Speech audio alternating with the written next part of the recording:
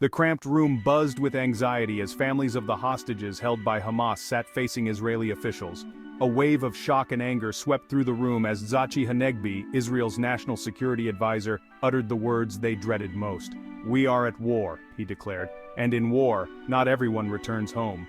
Hanegbi's stark admission, captured on leaked audio, ignited a firestorm of controversy and plunged the already fraught hostage crisis into deeper uncertainty.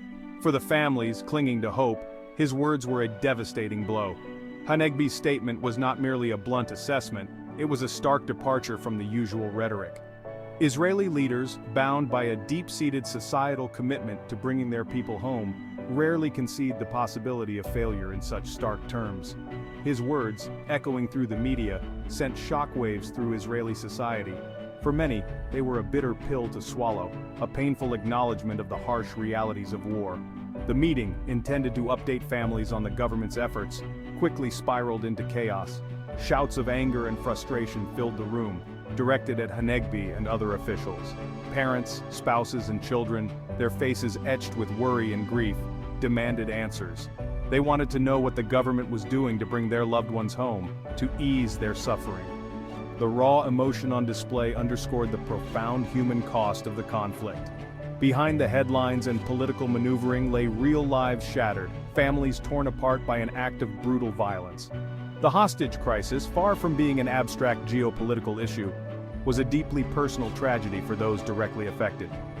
Their anguish, captured in photographs and videos, served as a stark reminder of the human faces behind the conflict.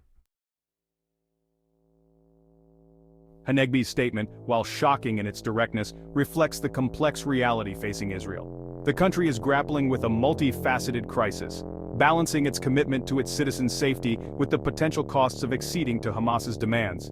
His words, though painful, underscore the government's determination to prioritize the long-term security of the nation. Israel's stance is rooted in a long history of conflict with Hamas. The group, designated as a terrorist organization by Israel, the United States, and several other countries, has a history of using violence and hostage-taking as bargaining chips. Israel fears that any concession, particularly the release of Palestinian prisoners, will only embolden Hamas and lead to further violence. The Israeli government argues that its hardline stance is not about abandoning its citizens, but about deterring future attacks. By refusing to negotiate with terrorists, they hope to send a clear message that such tactics will not work. They believe that giving in to Hamas's demands would only encourage further hostage-taking, putting more Israelis at risk. However, this approach carries significant risks. The longer the hostages remain in captivity, the greater the pressure on the Israeli government to secure their release. Public opinion, initially supportive of the government's tough stance, may shift as the crisis drags on, potentially leading to domestic unrest and political instability. Despite the tough talk, behind the scenes, Israel is engaged in a delicate and complex negotiation process. Mediators from Egypt, Qatar, and other countries are working tirelessly to find a solution that satisfies both sides. The negotiations are shrouded in secrecy, with few details emerging about the progress being made.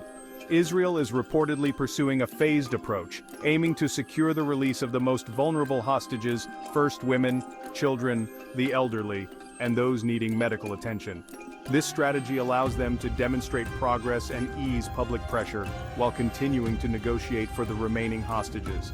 Hamas, on the other hand, is demanding a prisoner exchange as a precondition for any releases. They have released videos of some hostages, seemingly in good health, as a tactic to maintain pressure on Israel. The group understands the emotional leverage it holds, and is likely to use it to extract the maximum possible concessions. The negotiations are further complicated by the deep mistrust between the two sides. Years of conflict and broken promises have created a climate of suspicion, making it difficult to find common ground. Any misstep, any perceived betrayal could derail the fragile process and prolong the hostages' ordeal. The international stage, a chorus of condemnation and support. The hostage crisis has drawn international condemnation, with world leaders calling for the immediate and unconditional release of all hostages. The United Nations Security Council issued a statement condemning the attack and calling for the parties to exercise restraint. However, beyond the pronouncements of solidarity, the international community's ability to influence the situation remains limited. The complex geopolitical landscape with its web of alliances and rivalries makes it challenging to forge a united front. Some countries sympathetic to the Palestinian cause are hesitant to pressure Hamas, fearing it might backfire. The United States, Israel's closest ally, has reiterated its unwavering support for Israel's right to defend itself. However, the Biden administration, wary of being drawn into another Middle East conflict, has refrained from direct military intervention. The hostage crisis has also exposed the deep divisions within Israeli society. While most support the government's tough stance, others argue for a more compassionate approach, prioritizing the hostages' lives over political considerations. These divisions play out in the media and on the streets, further complicating the government's already difficult task. Beyond the headlines, the human cost of conflict. As the political maneuvering and diplomatic efforts continue, it's easy to lose sight of the human cost of the conflict. Behind the statistics and strategic calculations are real people whose lives have been upended by violence and uncertainty.